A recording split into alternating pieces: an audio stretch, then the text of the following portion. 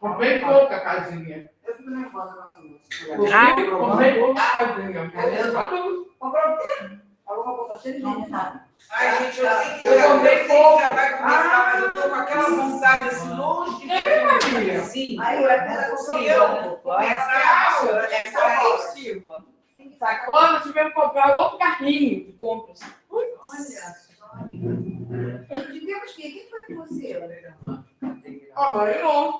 Marion foi com Marion que é culpada, né, amor? Ela é culpada. Estão ouvindo? Tô ouvindo. Só um momentinho, gente. Só deixa eu ouvir a sua. Fala de novo, por favor. Oi, Alice, estou ouvindo. Tá ouvindo? Grácia falando, estou. Alice, estou escutando também. Tá bom, beleza. Só para saber. Oi, meninas! Oi. Oi, cadê a Graça? Oi, Alice, tudo bem? Beijinho. Gente da Alice, a Alice anda sumidinha. Agora. Verdade. Não, ele não Vou veio hoje. voltar. Hoje a gente tá. Eu botei nesse outro aqui, que eu tô sem o Zoom, mas acho que vai funcionar. Vamos ver. Acho que sim. Aqui ela tá sem imagem, só mas ela tá aí. Mas ela estava antes. Ela tá assim, só que ela tá sem a imagem.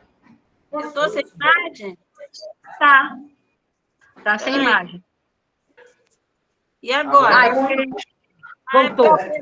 Posso aqui dar que era para apertar. Tá certo. Então tá ok. Maravilha. Nossa, parece que a gente Eu já acho tá que esse mesmo. Jadória é falsificado. Tá com cheiro. Saudade desse estudo, saudade Oi, de janelinha. Oi, Margarete. Agora eu, né? Estamos tomando cafezinho. Oi, meninas. Oi, Di. O que é isso aqui, gente? E aí, tudo bem? Me senti. Hoje você foi à sede, não, né? Fui. Você vai para Búzios amanhã? Ai, Búzios nesse frio? Pois é, eu estava programada de ir até hoje, mas Deus lembra, acho que eu não vou mais, não. Até fui para tentar sair mais cedo. Acho que nem vou mais amanhã. Ah. E amanhã, então, você vai lá só, um pedaço. Ótimo. Tem Sim, sessões. Vamos ver se a gente se vê. Diz para ela, porque ela pode ir, que vai fazer sol. Vai fazer sol. Não, é um dela Não, mas indiferente, não. fazer sol ou não. Ela mora lá, quase. Ela mora lá e cá. Então, ela não vai por causa do tempo. Acabou. Eu botou tudo hoje de perfume. Tá delicioso esse perfume. Esse perfume é uma delícia. Não, eu fico sufocada. Não é você, quem colocou? Quem usou o perfume? Eu. Mas eu botei. Você usa e você mesmo fica com problema? Eu gosto de sofrer. A gente já vai começar, é que a mãe só foi resolver uma coisinha ali. Toda vez que puder, vou chegar. E não viajou de novo, não? Viajou de novo. Putz, foi para onde agora? Madagascar. Não, agora é no Brasil, eu não me lembro. Sinceramente, eu não me lembro onde foi. Acho que foi São José dos Campos. Não. Pensei que Historinha. Tá estudando. Tá estudando. O Enem. Tá chegando a prova. 13 tem outra. Sobrinha tá 18.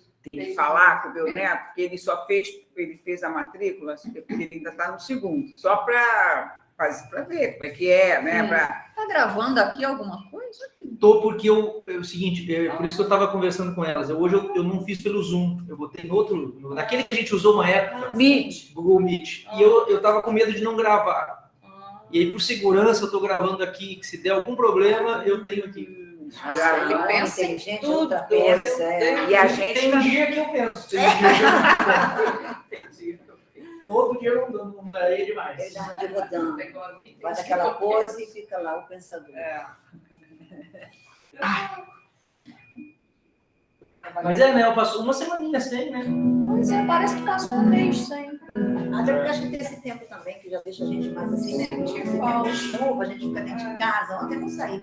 Mas em compensação, gente, na terça-feira tinha um mês longo, já de botânica. Levou chuva mesmo, assim, não, vou ter que marcar outra data, não sei o que rolou. Menina, mas o meu sapato descolou. Eu estava chegando no metrô. Eu não vou voltar, porque eu já estava, né? Porque assim, a mesma coisa, eu pego o metrô, sabe? Enquanto eu pego o ônibus do metrô, já de botânica.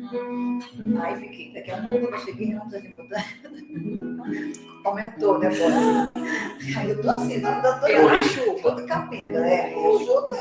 Aí, daqui a pouco eu senti diferente. Quando eu olhei, eu tinha saído toda a sola. Aí eu olhei para trás, estava lá a ferrolha. Com o sapato na mão. Sapato guardado muito tempo, né? Pois Dessa é. pandemia, isso me aconteceu uma vez também. Não. Uma vez eu fui tocar no evento, acho que foi da Olimpíada, olha. Olimpíada do Pan-Americano, daqueles que teve aqui, né? Se for Pan-Americano, é mais longe. Mais ainda, né? E era na Barra. E aí eu fui, tinha que ir meio social, assim, fui um sapato, nunca uso sapato preto, coisa nenhuma, terno, nada. Aí, tá, eu botei o sapato, não cheguei lá.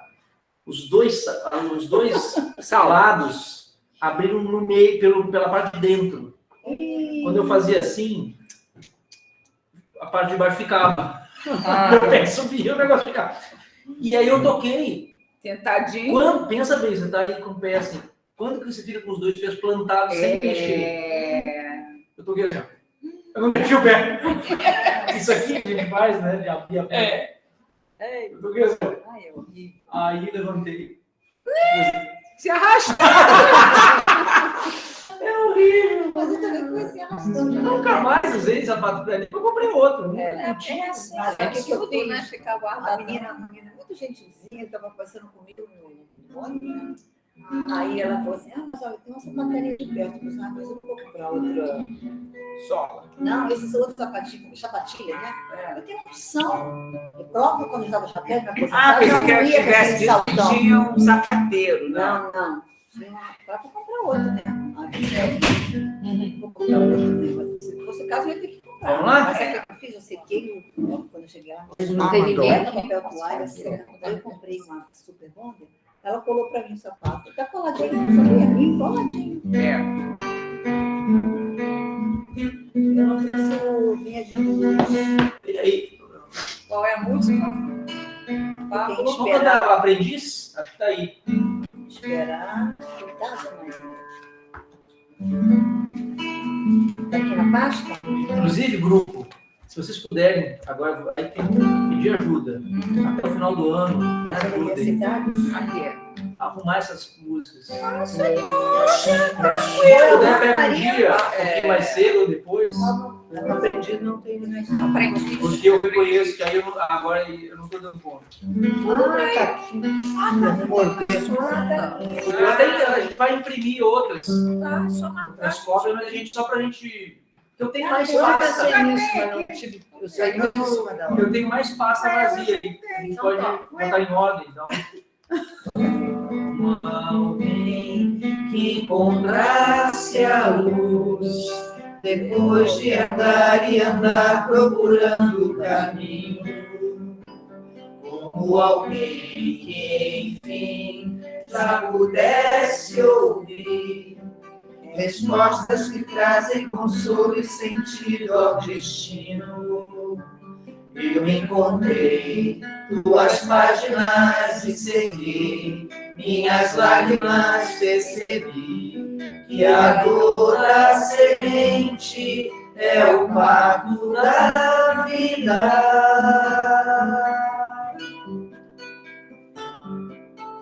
Como alguém que já quer seguir os passos do mestre com fé e razão conscientes, como alguém que em si já soubesse ouvir as vozes dos seres que habitam o espaço infinito.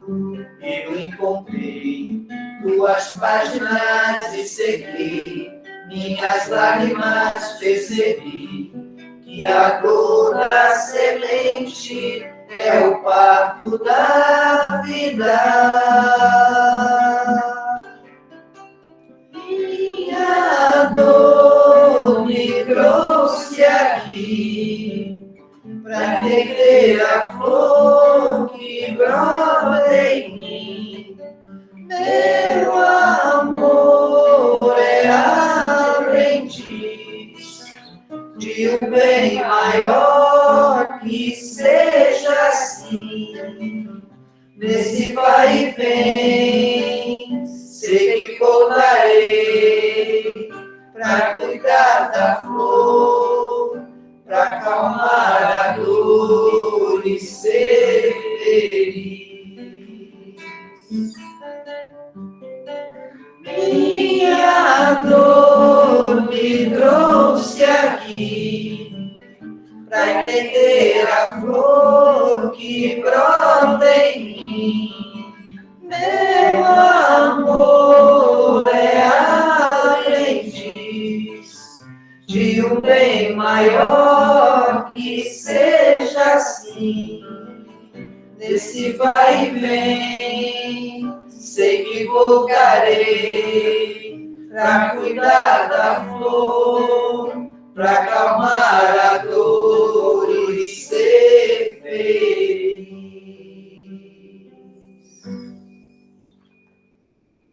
Qual que estava tocando quando a gente, você voltou pra gente? Zaqueu e Alívio. Como é que é o pedacinho? O Alívio? Não, Caminhei. Alívio é lindo. Essa não parece com essa música? Eu acho, é uma música assim. Né? Mesmo como compositor, tem suas características. Diz a melodia. É. Falei errado? Quer fazer essa?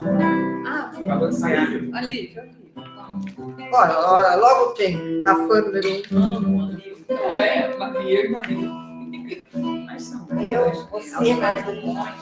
Eu gosto é do é ali que você Mas deixa eu achar. Caminheiro do caminho em busca da direção, da expulsão do paraíso, a terra da promissão, do suor do vosso rosto, angariareis o pão, vencedor de vossos fardos, uma nada evolução. Viver é crescer, e crescer é sofrido, caridade e oração, alívio do coração.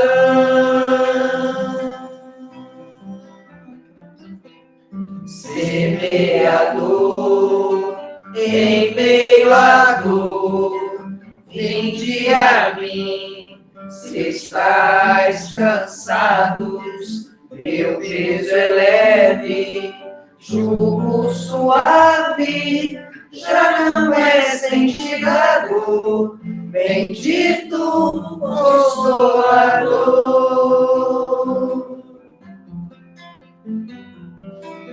Semeador em meio à dor, vinde a mim, se estáis cansados, meu peso é leve, jugo suave, já não é sentido, bendito Consolador.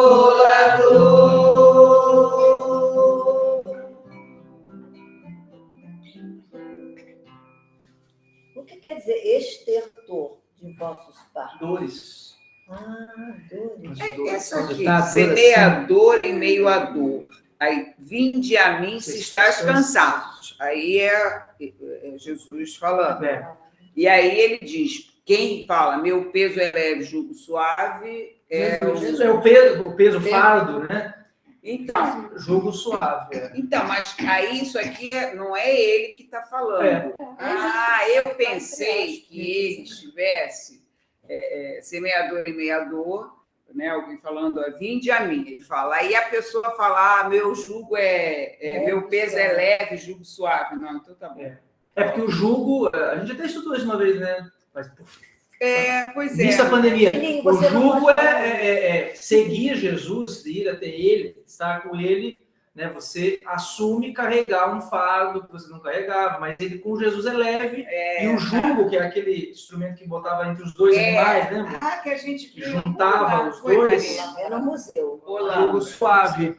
É verdade. Tá. Essa música o Tim fez, o Gladstone fez a letra da música do Tim quando teve o tsunami. Quando teve aquele tsunami, o Tim ficou muito chocado, ele ficou muito triste com o que estava acontecendo, viu as cenas e tal, ficou meio perturbado. Assim, Ele estava e lá? conversou. Não, estava em Belo Horizonte. Aí conversou com o Gladstone. Belo Horizonte, claro que não tá. Conversou com o Gladstone e ficou, poxa, que triste, né? A gente vê isso acontecendo. E aí essa letra é meio que é isso, Jesus fala isso nesse momento, quando a pessoa está desanimada, está sem energia, né, sem ânimo, aí que é o momento de se aproximar, né? De retomar o contato, né, a sintonia. Vamos lá? Vamos. Aí depois vocês me ajudam, então, com as letrinhas, que eu estou maltratando vocês. Vamos. Na Maria que vem toda terça-feira. Se quiser botar. Já rolou o André, delegou já. Nossa, não, mas eu e a Maria, olha Estou usando só. você. Eu e a Maria, às terças-feiras, estamos de faxineiras. Agora, Vamos lá? Seara. Não podemos. Pô, se vocês quiserem dar um pulinho lá em casa, gente, passa um cafezinho, vocês fazem a faxina lá de casa. Vocês lembram o capítulo do Vinha Graça, qual é o capítulo? O meu estava marcado, mas eu deixei em casa. 25, não sei. Não te ouço, Graça. Tá sem som. Acho que fui eu que li. Eu não estou certa, mas eu acho que é o 25. 5, né? Eu estava entre 25 e 26, não lembrava. Isso, maravilha. Apliquemos. Foi a Maria outra vez? Ah, então tá. Queres? Para ler, eu leio. Vamos lá. Não sei Ler ajudar. e interpretar. Ó, então, Pode são, ser assim, são, Maria. A gente fazendo dupla. são Leio, 4 você para 7, interpreta. tá, gente? Então só não vamos estender muito só para a gente ter não acabar muito tarde depois. Tá com dói aqui. Já fui 10 vezes na ótima, não adiantou nada. Ah, tem que falar o livrinho. Uhum. Vinha de Luz, Francisco Cândido Xavier, pelo Espírito Emmanuel. Capítulo 25. Apliquemo-nos. E os nossos aprendam também a aplicar-se às boas obras, nas coisas necessárias para que não sejam infrutuosos. Paulo, é carta a Tito, não? Isso. Carta a Tito, capítulo 3, versículo 14. É preciso crer na bondade, todavia é indispensável movimentar-nos com ela no serviço de elevação. É necessário guardar a fé, contudo, se não a testemunhamos nos trabalhos de cada dia, permaneceremos na velha superfície do palavrório. Claro que todos devemos aprender o caminho da iluminação. Entretanto, se não nos dispomos a palmilhá-lo, não passaremos da atitude verbalista. Há no espírito cristão palpitantes problemas para os discípulos de todas as situações. É muito importante o conhecimento do bem, mas que não esqueçamos as boas obras. É justo se nos dilate a esperança diante do futuro, à frente da sublimidade dos outros mundos, em glorioso porvir, mas não olvidemos os pequeninos deveres da hora que passa. De outro modo, seríamos legiões de servidores, incapazes de trabalhar, belas figuras na vitrina das ideias, sem qualquer valor na vida prática. A natureza costuma apresentar lindas árvores que se cobrem de flores e jamais frutificam. O céu, por vezes, mostra nuvens que prometem chuva e se desfazem sem qualquer benefício à terra sedenta. As escolas religiosas, igualmente, revelam grande número de demonstrações dessa ordem. São os crentes promissores e infrutuosos, que a todos iludem pelo aspecto brilhante.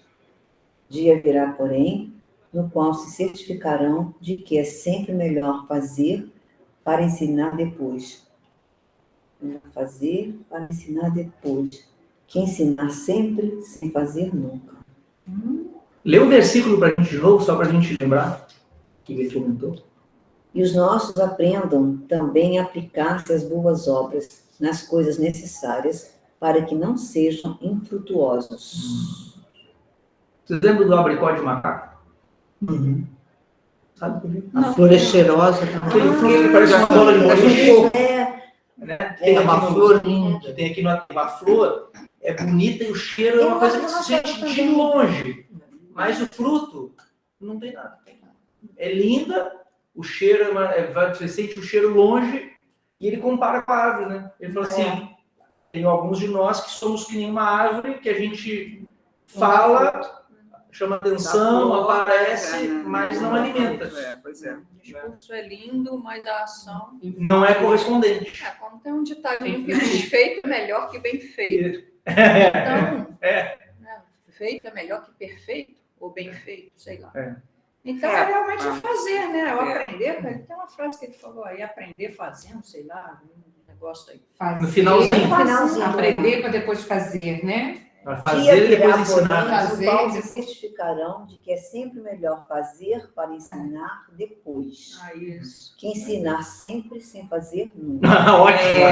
Tá vendo? Isso é ação, Muito né? bom. Ação. E tem uma coisa legal no meio aí que tem a ver com a gente que estuda, né? Que fala dos outros mundos, que a gente, de coisas maravilhosas, a gente se empolga com coisas às vezes que não estão na nossa realidade, né? Que nem a gente já brincou no estudo, né? É maravilhoso. Você pega a revista Espírita, tem relatos sobre a vida em Júpiter, tem outras esferas, né? Plano espírita. Tipo, vamos pegar o nosso lar e vamos ficar olhando para o campo da música, o bosque das águas, que maravilha, poxa, quer ir para lá, que legal, tal, mas tem que fazer aqui, humildinho, simplesinho, né? Muito, muito bom. Aquele bilionário está fazendo viagem lá, né? Para Júpiter, Marte, sei lá para onde. Não tem um bilionário aí? Ele já está fazendo essas viagens. Pega um pouquinho de água para mim. Deixa eu pegar um copinho. Não. Eita! Não adianta só Copão aqui é para fazer. a sede é todo espírito. É abundância. Não, tem que praticar, é verdade. É igual essas pessoas que vão para a igreja. Aí que rezam, e acha que ela fez ali, que ela xingou, que ela blasfemou, não sei o quê. Então, semana que vem, 26. A nossa responsável pelo capítulo já sabe. Viu, Gracieta? Vamos começar então com a prece? Deus, Pai de infinita bondade, de amor e misericórdia, justiça, que tudo provê para a nossa evolução, para nosso progresso, a começar pelo envio de seu Filho, nosso mestre, irmão maior, o Cristo, que serve de guia e modelo para nossas ações, que convive no nosso íntimo com nossos sentimentos e pensamentos. Agradecemos esses instantes de sintonia, de prece, de apoio espiritual que recebemos, de fraternidade, e agradecemos também, Senhor, pela instrução que temos na doutrina espírita, desses exemplos vivos que nos sensibilizam, que nos comovem, que nos convidam às ações dentro daquilo que já temos de conhecimento, da prática, daquilo que nos tem sido ensinado.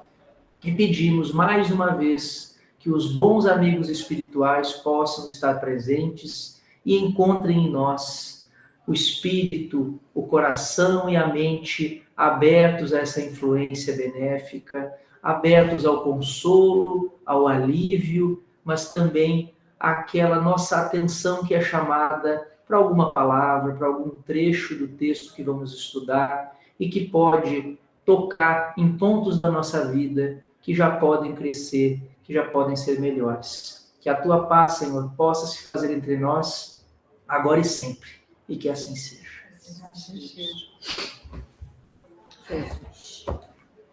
Bora? Eu não sei aqui como que pega. Então, capítulo 6, tem livro ali, ó. Capítulo 6, a gente ficou uma eternidade O mês de outubro foi uma eternidade. Então a gente ficou ele todo no meio do capítulo 6. Então parece que foi um outro livro, mas assim, vamos lembrar então. A gente, antes disso, o que a gente viu? Hoje a gente vai pegar a última linha do 118, tá? Mas vamos lembrar, ali pela 112, quem quiser vir acompanhando, o que a gente estudou antes. Né? Achou aí? Aqui, ó. Isso. Aí antes disso, o que aconteceu? A gente falou tudo de novo, da Cíntia, né? Junto com o Tassiano, que ele conversou com ela e viu que ela era cristã, ficou muito decepcionado. Ela conta para ele que estava querendo se renovar, queria que tinha um novo entendimento, se arrependeu de como ela agiu com o Varro, né? Fala que o Varro era seguidor de Jesus, é considerada louca no seio da família, né? Aí tem o casamento, em que ela fica isolada, não participa. Mas ela foi considerada louca ou Sim. ele falou que ela estava... Página 115. Desde aquele crepúsculo inovidável, Cíntia e a Júlia foi tida a conta de louca no seio da família. Né? Então ela é isolada, não deixou que ninguém converse com ela, que ninguém se aproxime dela, né? Enfim, ela fica isolada. Aí mostra o Quinto Varro continuando a trabalhar, né? Fala que ele, já que ele não tinha nenhuma esperança de entender-se com o filho, de reencontrar com ele, com ela, né? Voltava à proteção dos desamparados, as tarefas sacrificiais e pregações edificantes. Então tem um trechinho que fala, já na 116, que a fama do irmão Corvino aumentava dia a dia, entre o ódio gratuito dos romanos gozadores e o agradecimento das almas simples. Aí entra o ano 235, a gente falou do recomeço das perseguições aos cristãos, incendiou igrejas, né? Que a igreja de São João levaram as coisas deles, vários padres foram embora, vários foram mortos, e que o Quinto Varro ficou. E eles iam para as florestas fazer os cultos deles, os estudos, né? Os encontros eram na natureza. Beleza. Aí hoje, o que vai ter a ver com o que a gente vai começar a ver, começa aqui.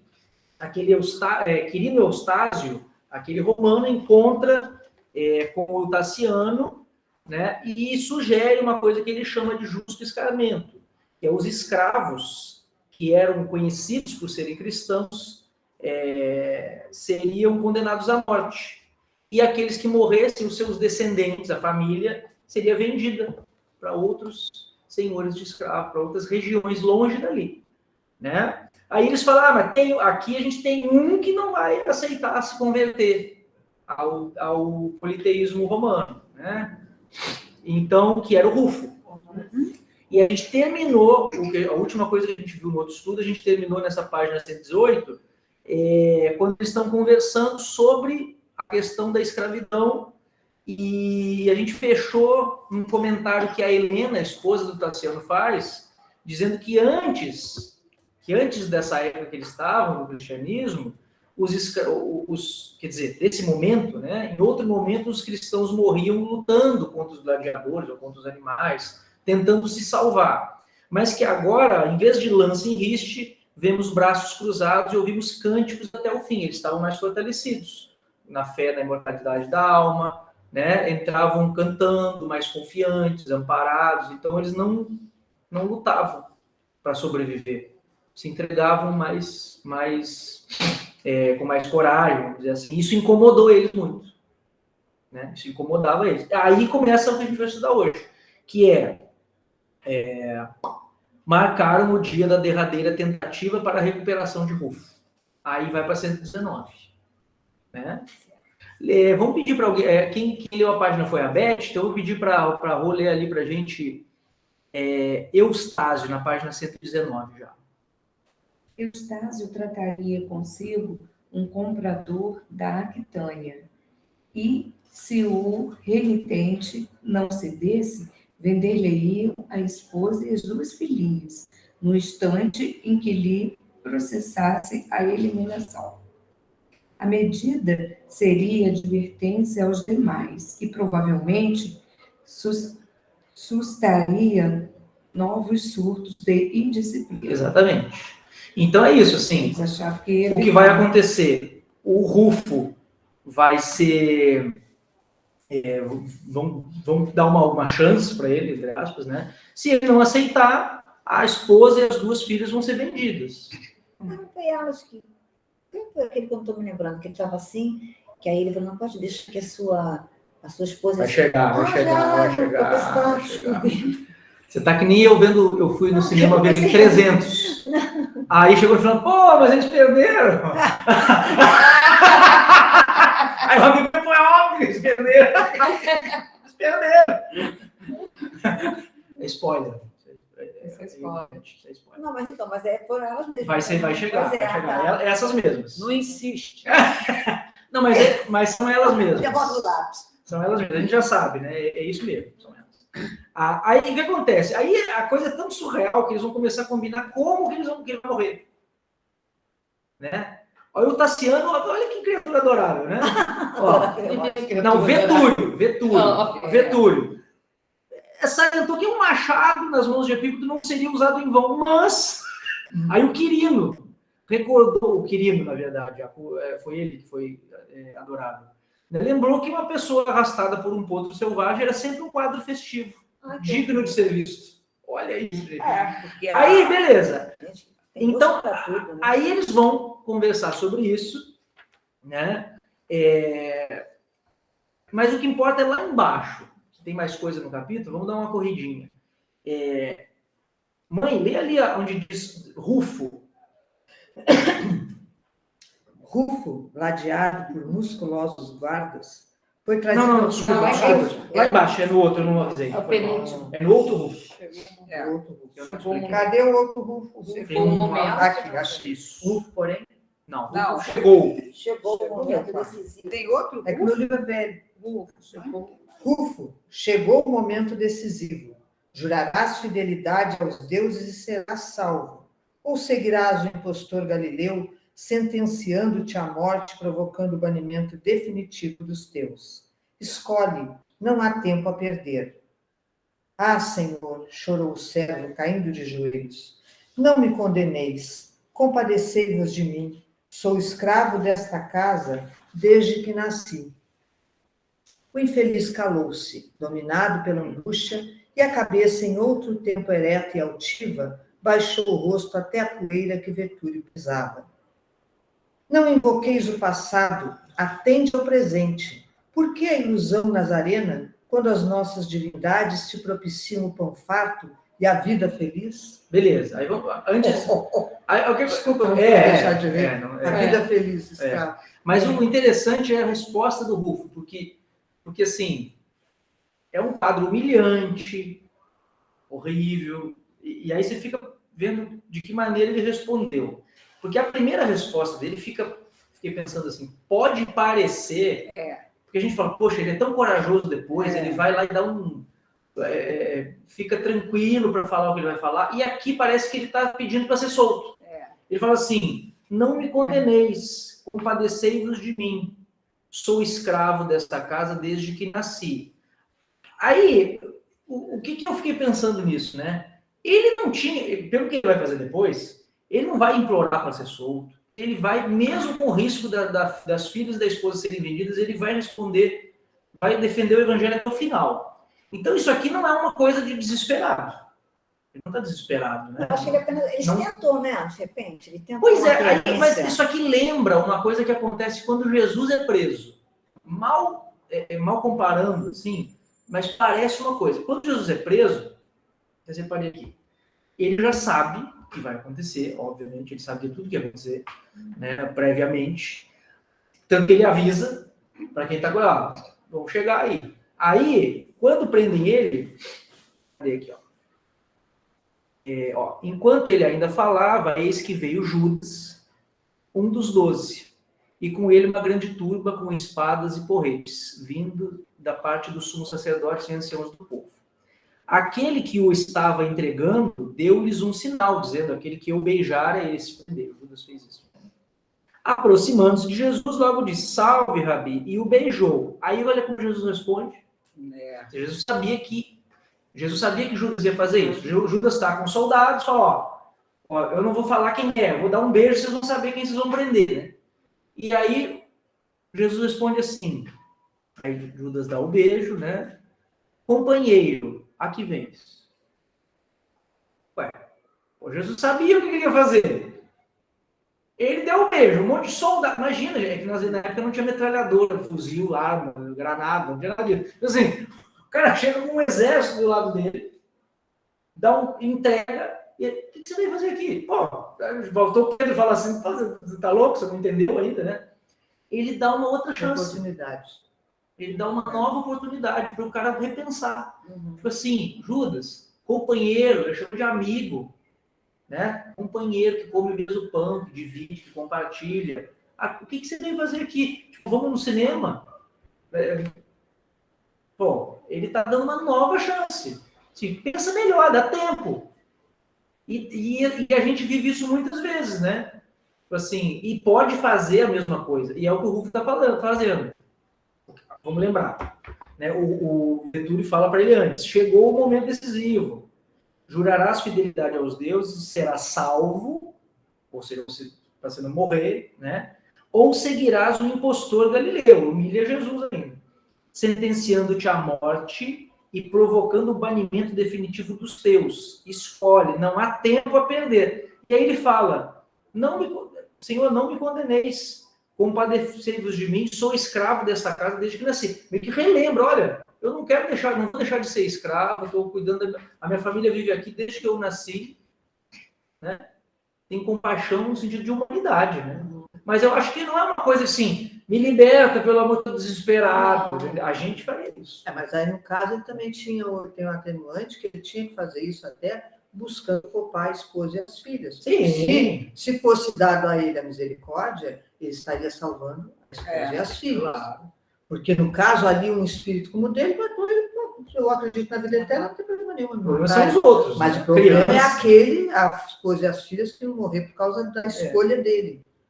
Mas o legal é porque agora a gente tendo isso, tudo que ele vai falar depois ganha um outro sentido, um teor que, assim, é o que a mãe falou, ele não está, quer dizer, não vou falar isso, que quem sou eu para falar, né? Ele não está preocupado em morrer, pô. Mas a pessoa morrer, acredita na vida eterna. Sim, mas como diz o Gilberto Gil, é muito bonita essa música do Gil que fala assim, que ele não tem medo da morte, ele tem medo de morrer. São coisas diferentes, porque a morte é depois daqui e morrer antes, morrer é aqui, né? A gente tem medo de não sofrer, de ficar doente, né? De ter uma coisa muito dolorosa, mas depois que já foi, é que nem dormir. Isso é muito consolador. Eu nunca lembro a hora que eu dormi. Foi aquela hora, eu virei para a direita, fechei o olho, aí 2 segundos depois eu dormi. Eu nunca lembro. É uma coisa meio. Mas eu também não lembro. Não é? Eu também não lembro. Morrer é a mesma coisa. Papo. Né? E os espíritos falam dos espíritos, né? Não dá para saber o momento exato, é meio confuso, né? Eles falam. Enfim, mas o Rufo está dando uma nova oportunidade para ele. Porque, no fundo, assim como o Quinto Varro, esses espíritos, eles estão falando lá no início do livro, sempre vou lembrar no prefácio, né? Deixa eu dar uma olhada bacana. No prefácio, eles falam que o Varro ia para a Terra para viver de um jeito que ainda não existia esse entendimento da vida aqui. Você vai sofrer, porque as pessoas vão ver uma vida que elas não entendem ainda. Então, sempre que alguém faz isso, é além do entendimento. Né? Ele vai falar para o Vetúrio depois. Você está mandando agora. Ele vai falar depois, né? A gente vai seguir. Isso é efêmero, isso passa. Né? Então tá. Vamos embora, eu também vi ele morrendo. Achei que era o Vetúrio, né? Nossa, que vingança. Ele não morre agora, eu já sei. Eu falei, onde que ela vai ver? Doida para ver o diálogo do... Enfim, acho que a gente pode pular um pouquinho, né? As crianças... Aí, isso aqui é triste, né? A filha dele chega com 4 anos, né? A Diônia, né? Fala, o senhor vem conosco, papai. Então, o espírito fica numa situação... Né? Óbvio que ele estava sofrendo pelas filhas, né? Ninguém poderia conhecer o drama que se desenrolava por trás daquele semblante sulcado pelo sofrimento. Ele tinha a convicção dele, a mãe falou isso mesmo, a fé robusta dele, mas é doloroso. Não é doloroso ele morrer, é que as filhas e a esposa vissem ele morrer e fossem tratadas assim. né? Os olhos estáticos pararam de chorar. Súbita e inabalável firmeza estampara-se-lhe no rosto. Elevou a atenção para o céu, evidenciando íntima atitude de oração. Mas o Pio tornou a falar contundente e gritante. Não delongues, renegas a superstição nazarena e abominas agora o impostor da cruz? Eu já estou na ordem, né? Então tá certo. Já, tá certo. Agora, antes de começar, mas dá a impressão, pode afirmar, porque eles não narram isso, que desse momento em diante ele já não está mais falando sozinho. Alguém está falando com ele. Desse momento junto, em diante, né? Junto com ele. Ele está sendo inspirado desse momento em diante. Então, ó, aí ele começa. O evangelho é revelação divina, informou Rufo, possuído de calma impressionante. E Jesus não é um mistificador, e sim o mestre da vida imperecível. Como ousas, atalhou Vetúrio, encolerizado, ó. A tua morte não passará de suicídio e serás o verdugo da própria família.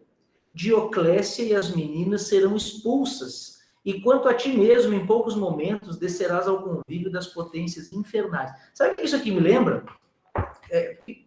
O impressionante desse diálogo é tentar entender o Vetúrio para a época, porque ele começa a falar assim, cara, você não está entendendo, cara. Ele começa a ficar meio, parece que ele está preocupado com o Rufo, parece. Assim. Olha o que ele fala. Tentando fazê-lo mudar de ideia. Ele fala o nome da esposa. Tentando fazê-lo mudar de ideia. Isso. Dioclécia e as meninas sendo expulsas. Porque, cara, porque sempre para o egoísta, nós estamos te chantageando, para o materialista, comprando a chantagem. Para o materialista, por mais que o Vetúrio está oprimindo o Rufo, mas para ele não faz sentido nenhum a pessoa não querer viver ou se entregar, ser humilde. Não precisa chegar nesse ponto. Quantas vezes a gente ouve isso? Eu ouvi uma vez em cima do palco a pessoa falando assim, não, esse negócio de humildade que as pessoas falam, isso é uma enganação. Oi, eu estava perto, eu fiquei jogado. Ser humilde? Não, isso é coisa de gente fraca. Por quê? Porque a pessoa que é orgulhosa, né, e ainda mais se ela tem uma condição, uma coisa assim, ela fala assim, cara, eu estou me dando bem, minha vida está confortável, as coisas estão boas. Como é que você não quer isso? Você está louco, cara. Você está maluco. E aí o Rufo é aquela coisa do futuro, ele já está falando com uma visão de humanidade que ainda não existe. Hoje não existe ainda, né? Quando ele fala de Jesus, né? O evangelho é uma revelação divina, ou seja, é uma coisa espiritual, vocês estão vivendo uma crença totalmente materialista, que é para poucos, que é para aqueles que são privilegiados, né? Então, me chama muito a atenção, o Vetúrio está transtornado, porque o homem não está revoltado, como a Helena disse, antigamente os cristãos que eram presos, tal, queriam guerrear, queriam se vingar, queriam bater também. Sereno. A hipocrisia é o Vetúrio dizer para ele que ele estava se suicidando. O Vetúrio decidiu assassiná-lo, mas o coitado do escravo. Vamos ler, ele é um escravo, ele não discute, ele obedece. Aí o cara decide matar ele e dizer que ele tem que entender que aquilo é um suicídio. Mas olha só, sem querer fazer o advogado diabo, que diz a expressão, tá? Não é diabo. Se você, tem uma lógica cultural envolvida. Porque se você chegar na Índia hoje e falar assim, esse cara aqui merece estar não sei aonde. Não pode, o cara tem casta. Isso eu vi lá. A mulher me falou, ela falou assim, eu tenho uma casa de 2 andares, eu tenho que contratar uma pessoa para limpar cada cômodo. Porque quem limpa a cozinha não pode limpar o quarto, quem limpa o banheiro não pode limpar a sala, porque essa é uma organização social deles, cara, ele não pode. E as pessoas se resignam com aquilo. É assim e acabou. Aí ela falou assim, o que aconteceu? Eu contei uma cristã, ela lava a casa toda. Pareceu maldade que ele estava explorando a mulher. Não, ela vai pagar. Para mim não é óbvio. Não ser escravo. A lógica deles é o seguinte, tem uma coisa que é sincera nisso. Cara, o escravo é escravo. Não, ele não pode estar no nosso lugar. Então eles ficam loucos. Mas não é pior hoje. Porque hoje não tem isso. E a pessoa quer fazer, entendeu? Onde nos países que não tem, né? Então, assim, tem uma coisa que a gente tem que levar em conta, que Jesus quebra o sistema, é a anticultura, é a contracultura que a gente fala, né? Ele é contracultura, cara. E a gente tem o Eurípides Barçanufo falando com o romano aqui, escravo, né? Sabe ele quem é o cara, né?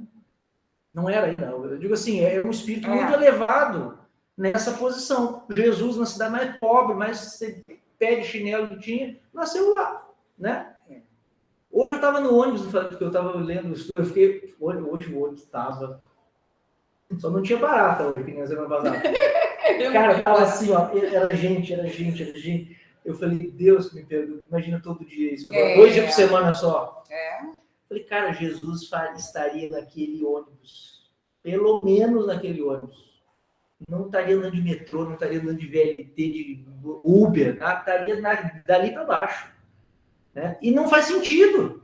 Não faz sentido, cara. Né? Então é isso. Assim, eu estou tentando. O Vetúlio tem uma coisa da cultura dele envolvida que ele não entra na cabeça do cara. Eu acho que os romanos, na verdade, nós precisamos sempre de um norte para andar na linha reta. Então, a gente não sabe nem se numa outra situação cultural e social a gente não faria o mesmo que ele. Porque essa é a questão. Se você é parte de um grupo, e dependendo da qualidade de espírito que você é influenciado por aquele grupo. Porque a gente sofre influência do meio o tempo inteiro. Mas depende da elevação nossa em relação aos outros, maior ou menor, para que a gente siga ou para que a gente escolha sofrer e ser diferente. Né? Então, graças a Deus, por isso que é importante o progresso da humanidade, que é para a gente andar, mesmo que não igual, mas praticamente nos mesmos trilhos. E aí, porque essa época aí, o cristianismo, ele foi uma ousadia. É isso que o cristianismo foi, uma ousadia. Para ser cristão, você tinha que ser ousado. Ou seja, você tinha que quebrar regras, quebrar barreiras e se imolar. A própria Cíntia, o cristianismo, ela entrou tanto dentro dela que ela pirou na batatinha. Diga-se de passagem, quando viu a maldade que ela já não aceitava mais. Porque antes ela aceitava. Quebrar regras não no sentido de ser contrário à lei e à ordem, não é nesse sentido. Porque o que Jesus fez? A famosa passagem da mulher adúltera. Tira a pedra, ou não atira a pedra. Quem estiver sem pecado, atira a primeira pedra. Porque a lei do Antigo Testamento, o civil, humana, dizia aquilo. Então, se o cara tirasse a pedra, ele estava seguindo aquela lei humana. Né? Só que aquela lei, ela era temporária. Né? E Jesus seguia a lei divina. Né? E as pessoas seguiam a lei divina de uma maneira superficial, mesmo que era divino, que era espiritual. Então Jesus chega lá e fala assim, e aí, você vai quebrar a lei? Eles tentavam pegar ele, não.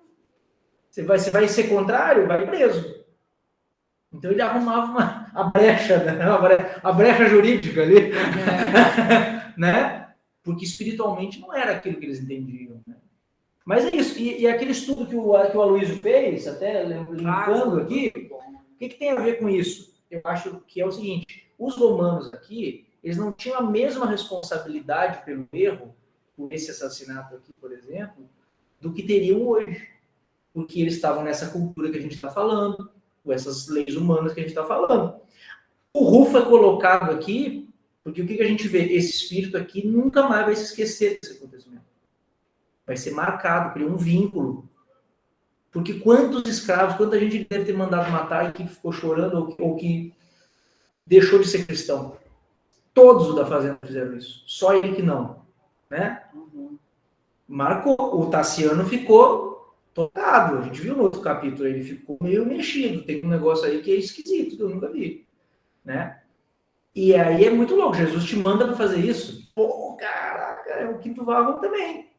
Vai lá para morrer, mas eles nunca mais vão te esquecer. Né? Aí vamos ver a resposta dele. Graça, você lê pra gente acho que é na sequência aí, né? Lançou-lhe rancoroso olhar. Deixa eu olhar. É na sequência. Lançou-lhe rancoroso olhar e rematou, depois de ligeiro intervalo. Desgraçado, não temes? O escravo, parecendo envolvido em vigorosas forças espirituais, fitou com tristeza e esclareceu. Senhor, os que vão morrer colocam-se à frente da verdade. Dói-me o coração reconhecer a esposa e as filhinhas humilhadas pelo incerto destino que as espera na terra. Entretanto, entrego-as nesta hora ao juiz do céu. Hoje podeis sentenciar. A casa, o solo, o arvoredo e o ouro permanecem em vossas mãos. Amanhã, porém, serei chamado à prestação de contas nos tribunais divinos. Onde estão aqueles que em outro tempo perseguiram e condenaram? Arrojaram-se todos ao mesmo pó em que se confundem os servos e os senhores. As liteiras da vaidade e do orgulho consomem-se no tempo. Não temo a morte, mas que para vós é enigma e mistério. Não temo a morte, que para vós é enigma e mistério, e para mim é libertação e vida. Maravilha. Maravilha. Então, é uma coisa que a gente já falou, né? O bonito é que o Rufo fala isso não como, né, a gente ficaria indignado, se sentindo injustiçado, vai morrer, as filhas vão passar aquilo, você quer pular no pescoço da criatura, né? Ele está dando uma aula para ele. Está falando assim, está ensinando ele, olha só, você é isso hoje, vai acabar, você vai morrer, todo mundo vai morrer, né? Amanhã você vai ter que prestar contas no plano espiritual. Por quê? Tudo tem coisas que nem a lei humana vê e que a lei divina vê, né? Você tem responsabilidade pelos seus pensamentos, pelas coisas que você falou sem ninguém ver, pelas coisas que você fez quando estava sozinho, né? Pelas coisas que você escondeu, pela vista grossa que você fez um dia na rua. E tudo isso aí não é levado em conta aqui, é levado lá. Nesse caso, ele está falando para ele, olha, a consciência vai se expressar lá e você vai ter que encontrar com a consequência, né? E aí fala, né? Onde estão os que perseguiram antes? Cadê? Foram perseguidores, como vários outros foram, né? O mundo foi progredindo, a sociedade foi progredindo, hoje em dia já não se faz isso da mesma maneira, né? E cadê o pessoal? No máximo vira nome de rua, né? Então, depois troca. Né? Então, é isso. Agora, o espírito não é mais aquele. Hoje, o Getúlio deve ser maravilhoso. Deve ser um cara gente boa. Né? E é isso. É por isso que o Rufo está falando, é com esse pensamento, que a gente é muito vingativo. A gente já quer que o cara sofra. Ele está tentando esclarecer ele, né? Pô, o Paulo faz isso com o Nero, gente. No Paulo Estevão. Pra quem não sabe, Paulo tem 2 páginas que ele dá um sabão no Nero. Morre depois de corta a cabeça, mas tá ali. Se jogar contra o poder, tem um preço. Mas ele fala nesse tom, num tom de realidade. Tipo, chama para corda, cara. Não é nada disso, né?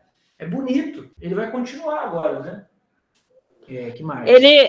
Que o Rufo, né? Tá falando sobre inspiração, né? Então o algoz aqui está tendo a oportunidade de mudar de atitude, né? Exatamente. Aí o cara desencarna, chega lá do outro lado e diz assim, mas eu te falei. Eu inspirei ele para te dar uma oportunidade. Você não escolheu a oportunidade, porque não quis. E Jesus fala isso. Quando acontecer uma perseguição, quando algo for acontecer com vocês, não se preocupem com o que vocês vão dizer. Porque eu vou falar para vocês. Óbvio, não diretamente Jesus, né? Mas que nessa... E é interessante, os livros sempre falam isso, de inspiração, que a Mãe e a Graça falaram. E aí fala que quem está ouvindo, o Emmanuel usa esse termo, como se fios intangíveis silenciassem por instantes, que duraram muito, as pessoas ficavam sem ação e eram meio que obrigadas a ouvir. Senta aí que agora você vai escutar, para não morrer dizendo que não sabia, né? E os espíritos inspiram, obviamente, alguém para falar, né? E esses espíritos podem ser o próprio guardiães do algoz aí, que eu esqueci o nome dele aqui. Sim, também, né? Legal. Pode ser. É verdade, é verdade. Ó, e aí vamos dar sequência aí, né? Aí ele vai dizer, ainda nesse ponto, né? O Rufo. Ó, olha como eu falei, ó, Opílio, está bem abaixo do que ela leu. Opílio, não, a grande assembleia escutava com insopitável torpor de assombro. Opílio, manietado talvez por fios intangíveis, jazia imóvel, como o bastão lavrado em que se apoiava, por nota marcante de sua autoridade doméstica. Né? Ficou chocado. Alice, lê pra gente aí essa outra fala dele, por favor. Leio. Fomentais a lamentável situação de minha companheira e de minhas filhas, continuou Rufo depois de curto intervalo. Em vista de vossa resolução, exilando-as para as outras terras. No entanto, com o respeito que a vossa família sempre nos mereceu, sou levado a perguntar por vossos antepassados. Onde viverão hoje vossos pais? Os títulos do patriciado não exoneraram vossos avoengos dos deveres para com o sepulcro? Sois tão separados deles como serei doravante dos meus. E enquanto a vossa saudade vagar como sombra inútil, orvejando sobre os vossos dias, a dor de minha mulher, tanto quanto a minha própria dor, produzirá em nós a confortadora certeza de estarmos cooperando na edificação de um mundo melhor. Somos escravos, sim, nascidos sob o jugo pesado de cruel cativeiro, contudo, nosso espírito é livre para adorar a Deus, segundo a nossa compreensão. Antes de nós, companheiros, outros conheceram o martírio. Quantos terão sido assassinados nos circos, nas cruzes, nas fogueiras e nos tribunais? Quantos terão demandado o túmulo carregando espinhosos fardos de aflição? Entretanto, nossos corações feridos, como o lenho atirado ao fogo, alimentam a chama do idealismo santificante que iluminará a humanidade. Nossos filhos jamais estarão órfãos. Tutelados do Cristo no mundo, constituem a herança abençoada de nossa fé, destinada ao grande futuro. A felicidade celeste habita conosco nos cárceres da terra. Nossos padecimentos são semelhantes às sombras ralas da madrugada que se misturam à luz nascente de novo dia. Continuo? Maravilha, maravilha. Só para fechar, né? Aí o prisioneiro. Deixar ele falar pra caramba. O prisioneiro fitou o vetúrio. Não, aí tem para fechar a frase final. O prisioneiro fitou o vetúrio de frente, com valorosa serenidade, e afirmou sem afetação: vós, porém, romanos dominadores, tremei enquanto rides. Jesus reina acima de César. Pronto, falou isso. Acabou a calma. Mas vamos voltar ali no que a Alice leu, né? Ele retoma aquilo. Eu vou morrer. Mas onde estão os teus pais? Né? O título de ser mais importante, de ser mais famoso, de ter mais poder ou menos, mais dinheiro ou menos, não tira deles o dever com o sepulcro, o dever com a morte. Todo mundo tem que morrer. Né? E tem que ser, entre aspas gigantes, julgado. Julgado não por alguém, mas a tua consciência te coloca em um ambiente, no plano espiritual. Você vive mais felicidade ou infelicidade segundo o que você fez aqui, independente de se foi rei, se foi hipócrita, não interessa, né? Ele pergunta, né, onde que eles estão? Isso. Quer dizer, ele sabe para onde ele vai, para onde a mulher dele vai, né, tal. Mas esse pau maldito aqui não sabe nem onde ele está.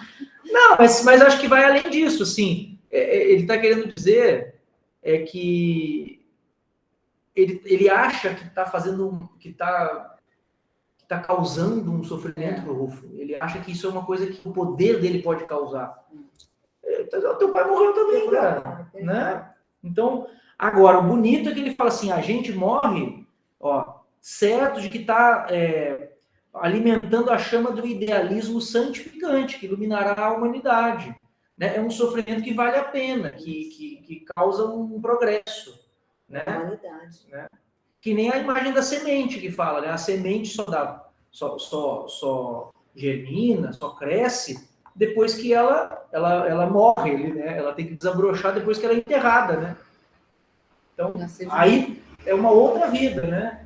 Então, você tem que... Esse sofrimento, no fundo, isso é muito instigante, é uma coisa que a teologia escreve páginas e livros sobre isso, sobre a coisa de dor, de sofrimento, se vale a pena ou não. Mas, se você pensar na quantidade de reencarnações, todos aqueles que fizeram um bem que hoje em dia trouxe progresso se sacrificaram de alguma maneira, né?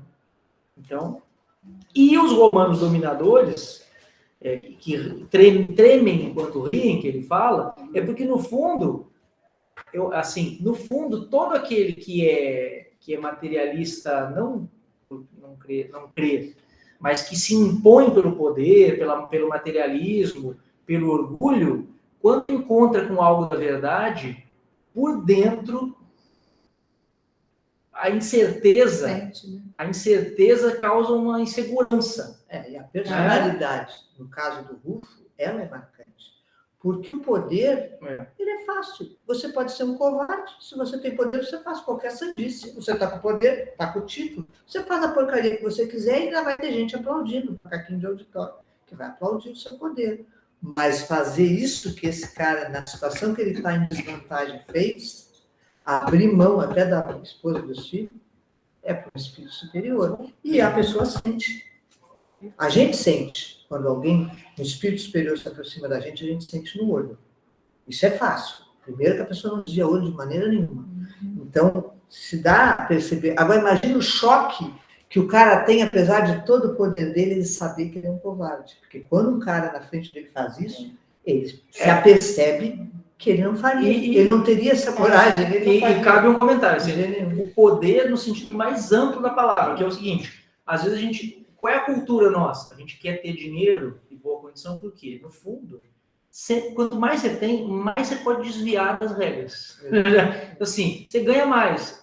O cara tem um iate, o Elon Musk da vida. O cara não paga imposto de renda. Não é taxado. Então você quer ter mais por quê? Porque aí eu não pago. Ou porque aí eu consigo dar uma grana pro cara, o cara resolve o meu lado, né? E aí você vai burlando, só você sabe, mas você vai vivendo uma vida que ninguém pode, poder no sentido de conseguir, né, burlar isso. E aí, quando alguém que é correto, pode ser alguém que simplesmente paga os seus contas em dia, né, chega assim, o correto é fazer isso. A pessoa pode dizer que não, mas por dentro a consciência fala, estou errado, não devia estar fazendo isso. Né? Então, bom, seguiu. Eu estou tentando, mas nós não vamos conseguir acabar o capítulo hoje. Nós não vamos chegar na Cíntia. Pois é, a gente está sempre querendo chegar na Cíntia. A Cíntia, todo mundo quer ver a parte da Cíntia. Tipo novela. Tipo novela. Eu já vi, então. Isso! Eu li umas 10 vezes já. Eu já esqueci. Vamos lá. E aí eu acho que o que vale a pena a gente registrar na outra página é que, enfim, eles escolheram aquele tipo de... Ele ia ser arrastado pelo animal. E antes disso acontecer, fala que a Dioclécia e as filhas foram vendidas por um preço ínfimo, né? E aí ali, ó, lê pra gente, acho que é Edith agora, né? Rufo ia ser... Eu estava olhando para ela. Mas cadê o momento que ele fala, ó, rapaz, está aqui agora? Aqui. Não. Tá chegando, tá chegando. É agora, chegou a hora, velho. Foi tão bonito a atitude dele, achei legal. Rufo ia ser atado à cauda do animal, que relinchava escolceante, quando Berzélio, o comprador de cativos, abeirou-se dele e ciciou-lhe aos ouvidos.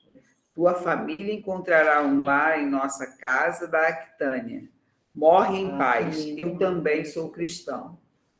Pela primeira vez, naquele dia de terríveis recordações, belo sorriso estampou-se no semblante do mártir. Mais tarde, algumas mulheres piedosas da igreja lhe recolhiam os despojos em matagal próximo. Emancipara-se Rufo para servir com mais segurança os desígnios do Senhor. Da elevada janela dos seus aposentos de exílio, Cíntia acompanhara a cena horrenda. Vendo o animal desembestar pelo bosque, arrastando a vítima indefesa, desmaiara de pavor. Escravas de confiança, orientadas por Helena, aflita, iam e viam na azáfama do socorro. Tassiano esqueceu das visitas e colocou-se ao lado da enferma, acabrunhado e abatido. 2 horas de expectativa correram pesadas e tristes. Depois de muitas massagens e de vários excitantes nas narinas, a senhora acordou, mas, para espanto de todos, desferia estranhas gargalhadas. Cíntia Júlia estava louca. A família Vetúrio, desde então, cobriu-se de provas inquietantes. 1 ano decorreu sem novidades de vulto. Beleza. Então, aí só para a gente fechar esse trecho, né?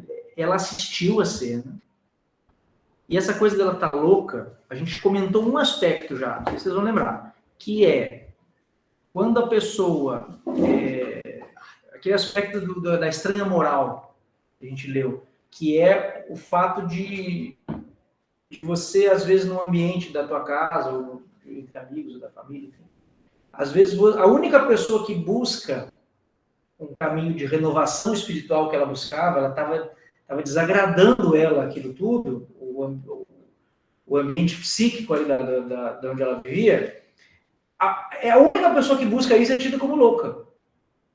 Como, às vezes, a gente vai ser tido como meio doido também para os outros. No caso dela é diferente, eu sei, ela está meio perturbada, né? Está com problemas, né? Assistir uma cena dessa também... Pois é, mas exatamente. Aí, e o outro ponto é esse, que tem a ver, inclusive, na codificação, se fala muito sobre o cuidado com a saúde mental na época da transição planetária. Né? Existe um texto do último livro da Gênesis que fala, e obras póstumas também, que é o seguinte, a importância sobre isso, eles batem nessa tecla, né? Do risco das pessoas cuidarem do equilíbrio mental, né? Do risco que haveria nessa época de aumentar o número de suicídios, né? Falam coisas bem pesadas. Aí você fica pensando, por quê, né? Eu já vi várias pessoas lendo isso e comentando, falando assim, eu nunca entendi por que fala isso naquele trecho, o que vai ter na transição planetária, que vai acontecer isso, que as crianças vão passar por isso, que vai ser uma coisa, né, meio chocante, assim.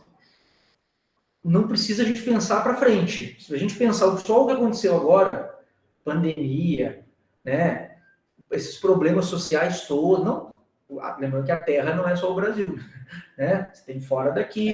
Então, assim, essa coisa de suicídio de jovens aumentou pra caramba, né? Por coisas banais, às vezes, né? Uns desequilíbrios, umas coisas muito novas, uma geração que está reencarnando agora que vem assim. E aí é uma coisa muito perigosa, porque às vezes a gente não dá conta de lidar com a realidade. E aí o que está acontecendo aqui? A Cíntia, eu trouxe esse assunto porque a Cíntia encontrou esse desejo de renovação em meio do desequilíbrio total. E aí o que a Beth falou, ela viu essa cena, acordou, piorou, né? Então e Jesus fala, né, no Evangelho, que chegaria uma hora em que o mal iria aumentar e que o bem de muitos iria esfriar por conta disso, né? E que muita gente não ia dar conta.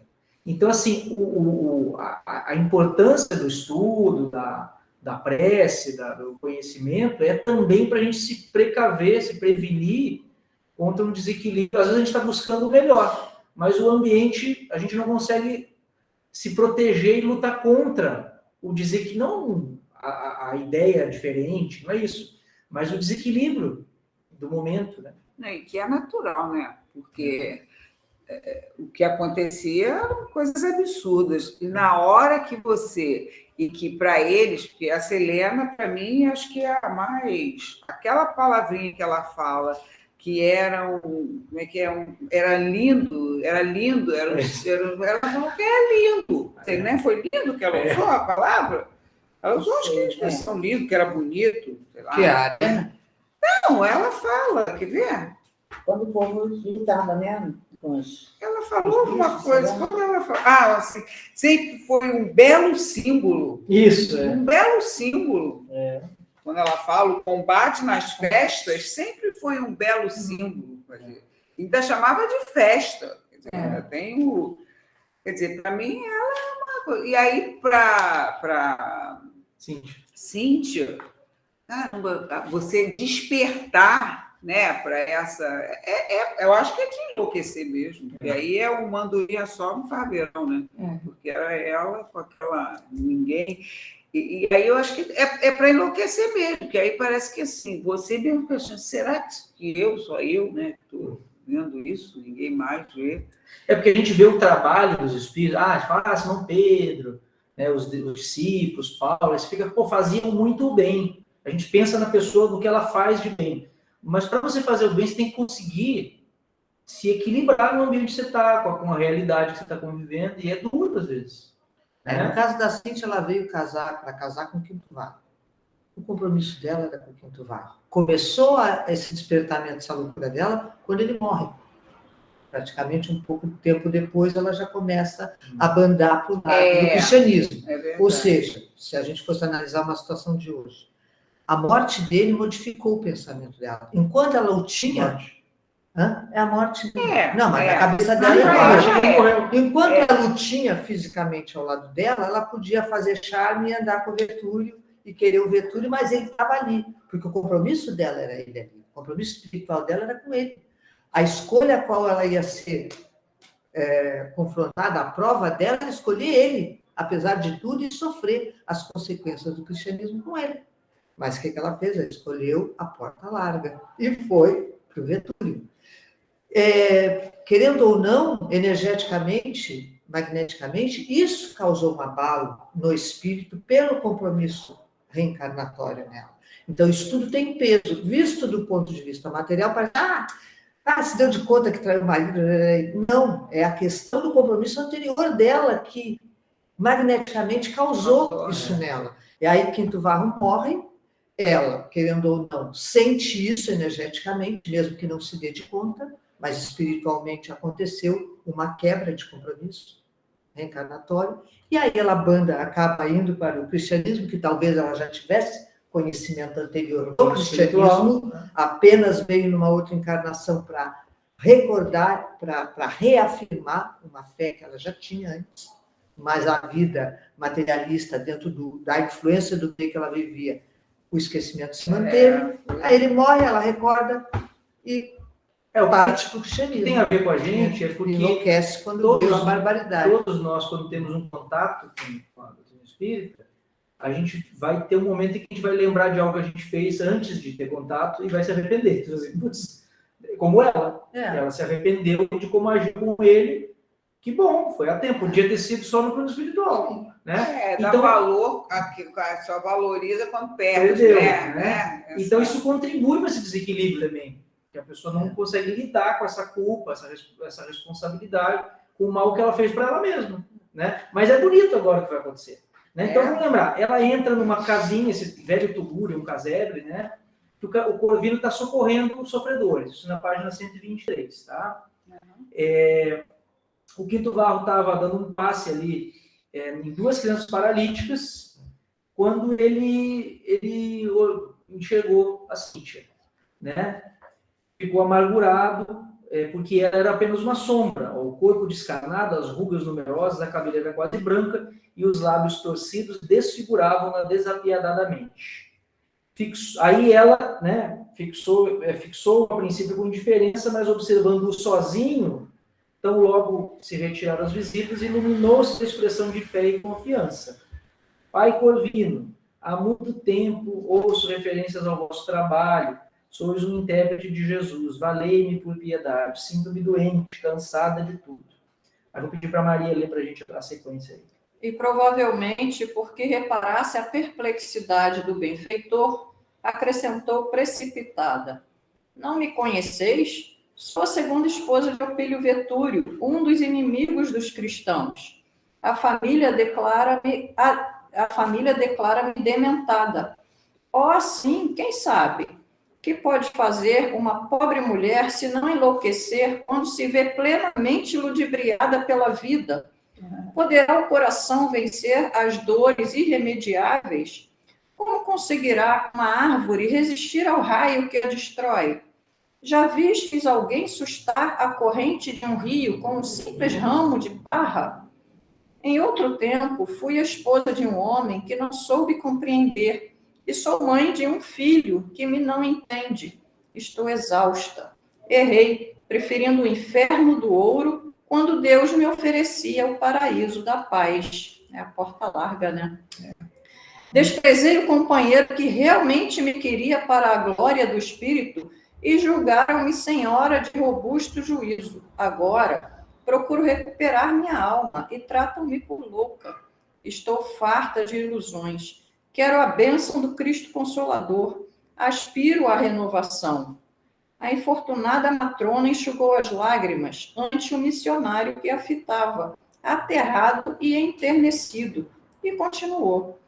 Avaliareis por acaso o sacrifício do coração materno, alimentando um filho dia a dia, orvalhando-o com o pranto de sua dor e fortalecendo-o com os raios de sua alegria, para vê-lo em seguida, conscientemente entregue à ferocidade?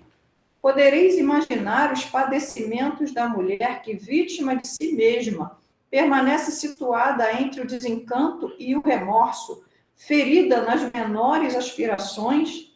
Ah, Pai Corvino, por quem sois? Compadecei-vos de mim. Desejo buscar o Mestre, mas estou condenada a respirar entre os ídolos que me enganaram. Socorrei a minha alma que sangra. Ajoelhou-se, como quem nada mais poderia dar de si própria, senão a suprema humildade, e, com surpresa, verificou que o irmão dos infelizes tinha lágrimas abundantes. Beleza, vamos dar uma paradinha aí. É lindo esse bonito, né? E ela lúcida, né? Pois é. A loucura dela. E é uma catarse, dá pra ver. Já que chega ela- ali, pegar o obsessor dela e diz, olha, aqui você não pode entrar. Aqui é lugar santo. Sabe? Não, e ela tá, o bonito é que ela tá falando uma coisa que me pareceu que eu ouvia. A catarse, a pessoa que ela não tinha falado isso pra ninguém, que ela tá sentindo. Ela, foi a primeira vez que ela conseguiu tirar aquele nó da garganta, né? E o bonito é que ela não tá falando assim da situação dela, ela tá colocando o que me saltou, assim, né? É a incompreensão. Assim, quando eu quis uma coisa que hoje eu vejo que era ruim, gostavam do que eu fazia. Agora que eu busco o que é certo, estão me criticando, né?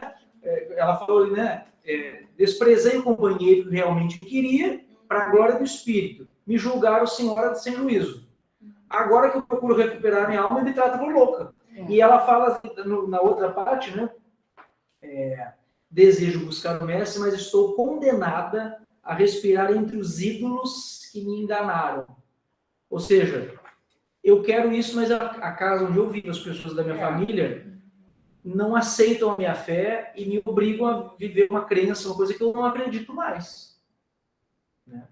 Então, o sofrimento dela é mais por isso, eu acho, né? E vai ser assim. Né? E aí? Acho que os espíritos ouviram ela até demais, né? O que vai acontecer? Você quer ir embora de lá, então? Você já tem o arrependimento. Tá certo. Posso fazer aquele show do milhão, né? Tá certo disso? Posso perguntar? Valendo! Valendo a sua encarnação. E aí ele começa a chorar. Ele começa a chorar e ela não entende. Né? Aí olha só, né? Só um emissário do Senhor pode proceder assim. Sou o culpado. Ela achou que ele estava criticando ela, chorando, quando chorava, né? Lançando os olhos para o alto, começou a gritar com manifesto desequilíbrio. Perdoai-me, ó meu Deus, meus pecados são enormes. Aqui demonstra um certo desequilíbrio dela mesmo, né? Tenho crimes que provocam o pranto dos vossos escolhidos. Malditos os deuses de pedra que nos arrojaram dos penhadeiros da ignorância.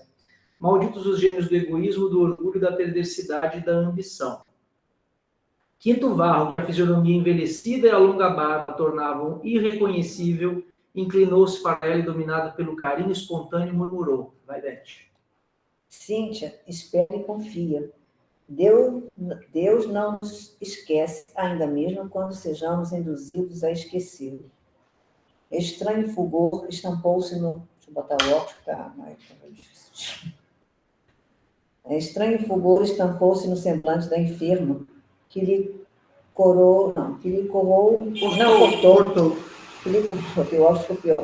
cortou a palavra exclamando: "Oh, esta voz, quem sois?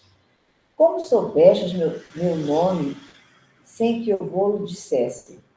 Sereis acaso um fantasma que regressa do túmulo ou a sombra de um homem que morreu sem nunca estar morto?" O missionário afagou-a com ternura e esculou-lhe os cabelos, copiando instintivamente o gesto da mocidade. Perplexa, a matrona recuou, exibindo no olhar profunda lucidez, qual se for repentinamente chamada à realidade pela grande emoção. Fixou o interlocutor de frente com inexprimível espanto e gritou: "Varro!" Na inflexão com que pronunciara aquele simples nome, colocara todo o amor e todo o assombro que era capaz de sentir. O apóstolo, no entanto, debalde aguardou a frase que se lhe apagara nos lábios descoloridos. Cíntia contemplou por momentos curtos, emudecida, mantendo na expressão fisionômica a estática felicidade de quem encontrara um tesouro ao longo tempo acariciado. Viu? Ela se arrependeu. Ela descobriu que ela gostava dele, só não gostava do fato dele ser pobre e sem importância social. Só isso, né? Só isso. Só isso. Só isso. Aí ela foi pro Um peregrino da fé religiosa que surpreendesse o paraíso não revelaria maior ventura que a daquela face transfigurada por suprema alegria interior. O quadro inovidável, porém, foi breve como um relâmpago dentro da noite. Destrambelhado o coração pelo júbilo do reencontro, a pobre senhora empalideceu repentinamente. Os órgãos visuais arregalaram-se-lhe nas órbitas e o corpo oscilou desgovernado. O barro aflito correu a ampará-la. A agonizante aquietou-se nos braços com a submissão de uma criança.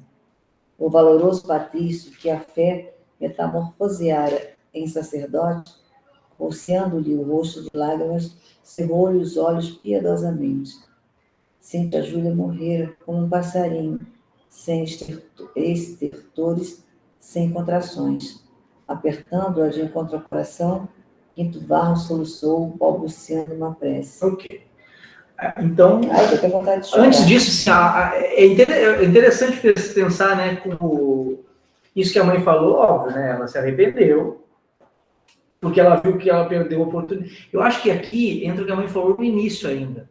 Ela não se arrependeu só porque ela viu que gostava dele, ela se arrependeu porque ela, vamos pensar, é um arrependimento, é o último pensamento de morrer. Então, o que vem na tua mente? O que eu fiz da minha encarnação, não é disso. Oportunidade. A vida dela tinha um eixo que era a vida com ele. E esse eixo foi mudado por um motivo fútil, que ela reconheceu. Então, é mais do que a relação com ele, é uma reflexão sobre a vida inteira. Tipo assim, desperdicei, não vou falar minha vida, porque a gente não sabe o que ela viveu antes dele, né? Mas assim, pode ser desperdicei minha vida. Gente, ela veio companheira de um espírito que não precisava mais reencarnar. Ela veio companheira de um espírito que prejudicou o Tassiano, né? Acabou prejudicando o Tassiano. Mas olha só. Por quê? Porque se ela tivesse seguido a linha do Quinto Varro, o Tassiano teria tido outra educação. Mas aí ela foi lá e ficou lá com... Aí mudou a história. Eu não estou nem dizendo que seria fácil o Tassiano ser... porque, né, ele também é bem... ele tem uma força também. Mas, poxa, com pai e mãe, talvez... Seria menos difícil. Talvez. Mas aí você pensa comigo. Aí você pensa assim, isso aqui é o interessante. Como é que era o nome? eu esqueço o nome dos mentores todos, do lado do início do livro, Cláudio. O Cláudio falou assim, fica tranquilo, nós vamos te dar todas as condições para você ir. Relaxa, vou montar a equipe aqui. Aí você pensa assim, ele falou que ele ia sofrer, que o sofrimento dele ia ensinar os que estavam com ele, e principalmente o Tassiano. Aí você pensa que você é um Cláudio, você vai montar esse quebra-cabeça. Você vai botar do lado dele alguém que vai dar conta do recado 100%? Eles sabiam que a Cíntia tinha uma porcentagem alta uma grande chance de cair, de não aguentar. O Vetúrio é alguém ligado a esses espíritos há muitas encarnações, obviamente, isso não é à toa, isso não é improvisado. Essas relações todas são construídas há séculos. Pois é, o Vetúrio foi colocado lá justamente. Mas aí muda a perspectiva, porque a gente quer que dê tudo certo. Mas eu acho que os espíritos ficam assim, olha, o teste não é... O Quinto Vago não está sendo testado, gente. O Quinto Vago já sabe quem dá conta. Os testados são a Cíntia, o Vetúrio, o Tassiano, especialmente. Então, assim, eles sabem que a Cíntia possivelmente não ia dar conta. Isso ajuda, entre aspas, porque o Quinto Vago tem como provar ainda mais o valor dele. O Vetúrio daria uma educação materialista e anticristã para o Tassiano. É ruim? É. Mas dá mais valor ainda no trabalho do Quinto Vago. Quando o Quinto Vago encontra com a Cíntia, ele deixa ela se choca. Mas é uma prova para o Tassiano a resistência de uma educação inversa àquilo que ele precisava aprender. Sim, eu só estou querendo dizer que os espíritos são totalmente lúcidos em relação a isso. Eles não têm essa ilusão que a gente tem de que só podia dar certo. Não. Claro. As pessoas são colocadas já estrategicamente. Né? A gente acha assim, que pena. Mas eu acho que a prova... tudo para dar certo. Não, mas a prova é exatamente essa. Né? Não, porque esse espírito é diferente deles, né? É que nem Jesus. Foi crucificado. Mas, querendo ou não, a prova da Cíntia foi falha. Isso é fato. Claro que foi. Não, claro ela que foi. tinha essa prova e vai ter que voltar a fazer de novo. Claro. Essa da moça, menina. Ela não teve o livre-arbítrio dela também? Sim, eu estou dizendo que a prova dela era essa. Ela falhou na prova e vai retornar. O livre-arbítrio todos temos, mas aí a gente pode pular do Ela certo. falou, era para ficar junto dele, mas ela escolheu, como ela falou, a porta maior, sei lá como é que é, e foi para lá onde ela queria. Porque não era necessário ela estar casada com o Vetúrio para que o Rufo tivesse a prova dele, para que os cristãos tivessem suas provas e para que o Tassiano também tivesse a prova dele. Ela podia ter escolhido ficar com o Marco. Bom, tudo isso ia acontecer. Para a gente fechar aqui, então, isso ia acontecer, não é? Ele faz uma prece com ela nos braços, né? Senhor, tu que nos reúnes com bondade, não nos separarias para sempre. Amigo divino que nos concede a luz do dia depois das sombras da noite. Dá-nos serenidade, fim da tormenta. Né? Aí, enfim, ele continua... Aí ele fica sufocado pela comoção, silencia, né? A oração falada morrera-lhe na garganta, mas o espírito fervoroso prosseguiu uma súplica silenciosa que somente foi interrompida a chegada de um irmão que lhe auxiliou a prestar as derradeiras expressões de carinho à morta, cujos lábios se entreabriram imóveis em um sorriso indefinível. Aí foi mandado uma pessoa para avisar, a palavra do Vetúrio, né? Aquela fuga para o círculo cristão dela, né, da Cíntia, era detestável acontecimento. Aí o Epípodo, só adorava, foi advertido com severidade e um homem da estima da família foi incumbido de superintender a remoção. Era o Flávio Subro. Né? E vai acabar. E aí, enfim, o que vai acontecer agora? Vão prender, né? O Vetúrio reclamara a prisão do Corvino para inquérito que pretendia instaurar. O presbítero foi assintosamente recolhido e encarcerado sem a menor consideração. O martírio supremo de Quinto Vago ia começar. Né? E o capítulo que fecha a primeira parte do livro, que a gente começa semana que vem, é Martírio e Amor. Eu conseguimos. Né? Primeira parte. Aí depois tem mais 7 capítulos. Aí vão aparecer personagens novos. Né? O próprio Emmanuel vai aparecer só na outra parte, capítulo 1 da segunda parte. Agora, tu vê a época, né? A mulher teve um ataque cardíaco e aí pega um cara que já aprende como se ele tivesse... Sem saber de nada, né? É, Muito louco. muito louco, né? O poder. Tudo bem? Podemos encerrar? Podemos. Podemos e devemos. Deixa eu ver qual é. Podemos, devemos e queremos. Eu falo sempre isso na gravação. Né? Tudo bem aí? Na virtualidade? Ó, então, ó, já vou avisar. Da semana que vem em diante vai ser por aqui. Esse aqui é 0800.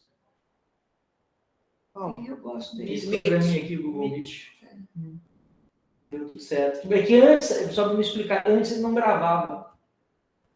Eu lembro. O Google Meet naquela época não gravava. Grava agora? Tá gravando? Ele E de falou graça. isso, por isso que ele deixou ligado. Eu tava gravando aqui, né? Por segurança, fiquei com medo.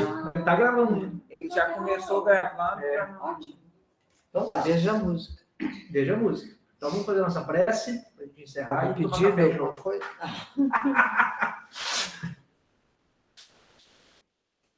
Só um segundo. Sim. Botando. Claro. Eu quero colocar nomes. Deixa eu pegar um papelinho. Ver se esse de baixo aí tem algum. Pode ser esse aqui, ó. Pronto.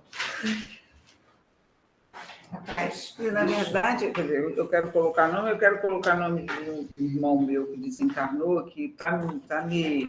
Sabe aquela coisa que acho que. Está nos teus pensamentos. Tá precisando, que eu acredito que sim, claro. Tem alguém Apesar- mais? Tem a Sara. A Sara, é verdade. Mas a Flávia tinha que ver o endereço da Sara. Pede pelo João. Aquele dia a gente não botou O João. João. João Ferraz. Ah, tá. O Alice 1941. Eu anoto. O Alice, o 941. Lá em cima. Ah, tá. Faz um túnel. 1941. Isso. Parecia que era o nome da pessoa. Não. João Ferraz 1941. Isso Vou é perfil de botar Instagram. nele, Vou botar nele. Aqui são desencarnados.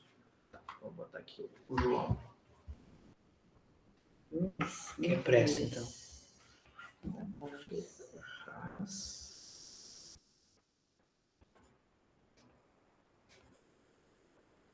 Bota o nome ainda. José. Fazer tudo. Ai, que fraquinho. Seria do Silvio. Tem que apertar. Eu escrevi forte. A Silvia. Domingo para São Pedro. 457. Deixa eu tirar aqui a gravação. Campos. Sem força na mão. Eu não posso, assim,